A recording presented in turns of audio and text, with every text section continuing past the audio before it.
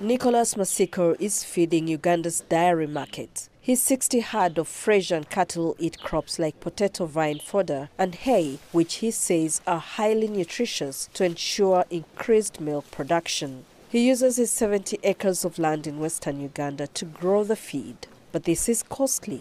The biggest challenge we face, of course, is the machinery, lack of machinery and expensive machinery, because we need to carry all the feeds. We need to grow the feeds, harvest them, store them, and sometimes carry them here for feeding. Masiko says zero grazing limits exposure to tick diseases that can be picked from the environment.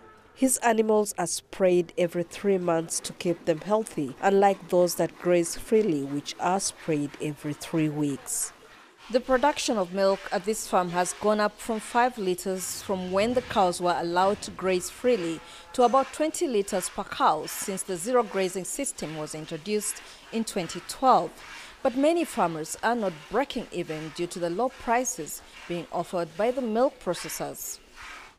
Uganda's milk production went up to 2.8 billion litres in 2020 from 2.5 billion litres in 2018. But only 20% of the country's milk output is processed, despite the growing number of collection centres. Farm gate prices are 4 cents, while the processors offer 1 cent per litre of raw milk. Masiko says despite high investment in his farm, the low prices of milk from processors is frustrating. I got to sell to my neighbor who is giving me higher value compared to the milk production center or milk processing plant that's giving me a less value for my milk. We are all in business looking for money. So I sell where I get a good return. Long dry spells have also affected feeding and milk production. For Mark Ruyonga, who grazes his cattle freely, the high cost of chemicals used in spraying ticks is eating up his profits. The market is also flooded with substandard tick chemicals, causing fluctuations in milk production and prices. Our drugs, I don't know what is happening, but we have a very big challenge. These are Frisian cows. These are not local cows. Their immunity is a bit low compared to our local longhorned Ankole cows. That is why most farmers have now been forced to cross them with the Boran, with the Ankole. We face a very big challenge of disease. Our drugs are still substandard. Processors say fake agriculture products are affecting the quality of milk, forcing prices down. They are now training some farmers to help improve production.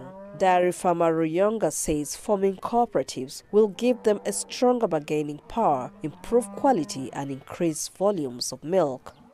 You have to form some sort of a cooperative, work together, then achieve the volumes now.